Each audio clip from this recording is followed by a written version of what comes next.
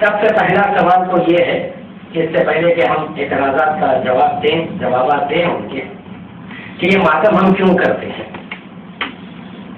تو ابھی میں نے سورہ شورى کی آیت کی تلاوت کی ہے، قُلْ لَا أَسْأَلُكُمْ عَلَيْهِ أَجْرًا إِلَّا الْمَوَدَّةَ فِي الْقُرْبَىٰ، تو اس کی شان نزول میں پہلے آپ کو بیان کر دوں، جو 73 فرقوں میں مسلمانوں کے شان نزول پر کوئی اختلاف نہیں ہے، سب اس سے راضی ہیں۔ وہ شان نزول یہ ہے کہ آخری دور میں سرکار ختم مرتبہ محمد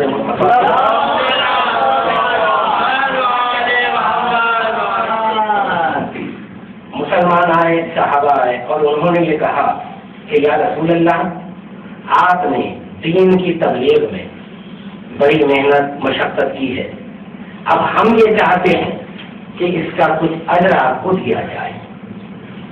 تو وہ جو اجر لے کر آئے تھے ان کی نظر میں جو اجر تھا، معاوضہ تھا، وہ یہ تھا کہ دولت، تحفے، یہ سب لے کر آئے تھے۔ وہ یہاں رک کر میں ایک بات آپ کو بتا دوں کہ ان لوگوں کا اقرار، یعنی کہ آپ کا ہمارا بھی اقرار یہ ہے اس دن کہ ہم رسول سے یہ کہتے ہیں کہ اے رسول اللہ، آپ نے بڑی خدمت کی ہے دین کی تبلیغ میں۔ مطلب یہ تھا کہ دین ہمیں پہنچا دیا، ہم کو جینے کا طریقہ دیا، تو دین میں تمام باتیں آ گئی۔ اس کا خلاصہ یوں میں کر دوں کہ نماز ہم کو مل گئی، عبادت کا طریقہ مل گیا، روزے ملے، حج کا طریقہ ملا، احکام شریعہ مل گئے، یہ تمام باتیں ہمارے علم میں آ گئی۔ تو نماز ملنے کے بعد اب ہم یہ کہہ رہے ہیں کہ ہم کیا اجر آپ کو دیں، تو اب جو رسول مانگیں گے اس میں یہ کوئی بات نہیں آئے گی، کیونکہ یہ ملنے پر ہم یہ کہہ رہے ہیں کہ ہم آپ کو اجر دینا چاہتے ہیں۔ اب سرکار ختم مرتبہ نے فوراً بلا فصل اس کے جواب میں یہ کہا، قُلْ لَا أَسْأَلُكُمْ عَلَيْهِ أَجْرًا إِلَّا الْمَوَدَّةَ فِي الْقُرْبَىٰ۔ اللہ سبحانہ و تعالیٰ یہ کہتا ہے، اے میرے حبیب ان سے کہہ دو، لا أسألكم، تم سے کوئی سوال نہیں ہے، إِلَّا الْمَوَدَّةَ فِي الْقُرْبَىٰ، سوائے اقربا کی محبت کے، مودت کے۔ جیسے ہی رسول نے یہ آیت سنائی تو صحابہ نے سوال کیا، یا رسول اللہ، من قرابت کا، یہ آپ کے قرابت دار کون ہے، یہ اقربا کون ہے؟ تو رسول اللہ نے کہا، علی و فاطمہ، حسن و حسین۔ تو یہاں بات واضح ہو گئی کہ اہل بیت کی محبت، آل نبی کی محبت اللہ اجر رسالت میں مانگتا ہے۔ اب سوال یہ ہے کہ یہ محبت کیسے ادا ہو؟ اللہ نے مودت مانگی ہے تو محبت اور مودت کا ایک فرق آپ کو بیان کر دو، دونوں عربی کے الفاظ ہیں۔ محبت کے معنی ہے زبان سے اقرار چاہت کا، میں آپ کو چاہتا ہوں کہ میں نے زبان سے اقرار کیا۔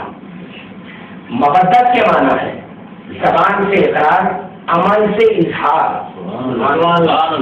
اللہ نے جو محبت مانگی ہے وہ ایسی محبت مانگی ہے کہ صرف زبانی دعویٰ آپ کا نہیں چلے گا، بلکہ عمل سے اظہار کر کے بھی بتانا ہے کہ ہم آل نبی کو چاہتے ہیں۔ یہ ہے تقاضۂ قدرت، یہ اجر رسالت ہے۔ اب یہ کہ یہ محبت ہم ادا کیسے کریں؟ تو آج کے دور میں یہ دیکھ رہا ہوں، آپ بھی دیکھتے ہیں، دانشوران قوم یہ کوششیں کر رہے ہیں کہ فلسفہ محبت اپنی عقل سے ایک فیصلہ کر رہے ہیں۔ وہ لوگ محبت کا فلسفہ وہ اپنی عقل سے بیان کر رہے ہیں۔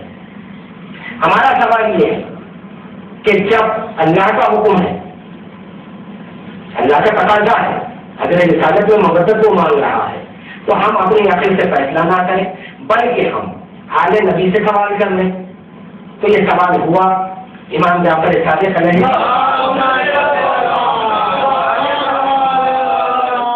اس کا حوالہ اس وقت کتاب میرے ساتھ نہیں ہے، لیکن 7 راویوں کے نام کے ساتھ علی فی القرآن میں یہ حوالہ موجود ہے، علی مرتضیٰ صاحب کی کتاب۔ امام فرماتے ہیں، سائل نے سوال کیا، مولا اللہ نے جو آپ آل نبی کی اہل بیت کی محبت ہم سے مانگی ہے، اس کا اظہار ہم کیسے کریں؟ تو امام نے جواب دیا، ہماری خوشی میں خوش ہونا، ہمارے غم میں غم زدہ ہو جانا۔ تو اب بات سمجھ میں آ گئی یہاں پر کہ اللہ نے محبت مانگی ہے، غم زدہ ہے، تو اس وقت ہم کو بھی غم منانا ہے۔ اب یہاں پر ہم آزاد ہیں غم منانے کے طریقے میں۔ تاریخ اسلام میں 73 فرقوں کا لٹریچر اٹھا کر آپ دیکھ لیں، اور صرف اسلام کا لٹریچر نہیں بلکہ دنیا کی کسی کتاب سے آپ مجھے کوئی بتا دیں کہ غم منانے کے طریقے پہ کوئی اصول یا کوئی پابندیاں ہو سکتی ہے، تو آج تک کسی کتاب میں کسی نے کوئی نہ اصول بنائے ہیں اس کے، نہ کوئی پابندیاں ہیں اس کی۔ تو غم منانے کے طریقے میں ہر فرد اپنے آپ میں آزاد ہے کہ وہ غم کیسے منائے، کیونکہ یہ ایک فطری بات ہے۔ ایک بہت ہی سامنے کی اور معمولی ابھی مثال دوں گا، بات سمجھ میں آ جائے گی۔ ایک سلوات پڑھ دیں۔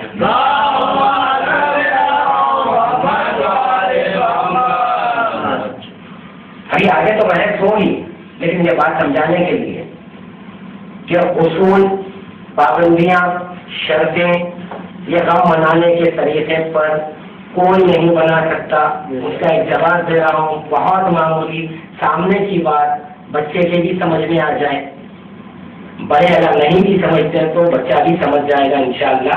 ایسی مثال، اگر آپ راستے پہ چل رہے ہیں، ٹھوکر لگی، بہت توجہ سے سنے گا، آپ کو ٹھوکر لگ جائے، اس وقت اس کا جو رد عمل، جو ریئیکشن ہوگا آپ پر، ایک چیخ نکلے گی۔ اب یہ چیخ کے لیے کوئی اصول نہیں بن سکتا کہ بھائی پہلے سے آپ چل رہے تھے، ٹھوکر لگی تو آپ کو چیخنے کا یہ طریقہ ہونا چاہیے۔ یہ فوراً آپ کی باڈی کا ایک رد عمل ہے، کیوں کہ مار لگتے ہی ایک آواز جو نکلنا، اس میں کوئی فتویٰ نہیں دے سکتا۔ تو ہم اہل بیت کے غم میں جیسے ہی ہم کو یہ معلوم ہو جائے کہ بھائی عاشور آ گیا، ماہ محرم آ گیا، تو اب ہم جو روئیں گے، یہ جو شدت غم ہے ہمارے پاس، جو تعریف ہوگا ہم پر، اس پر اب کوئی فتویٰ نہیں دے سکتا کہ ایسے رونا ہے یا ویسے رونا۔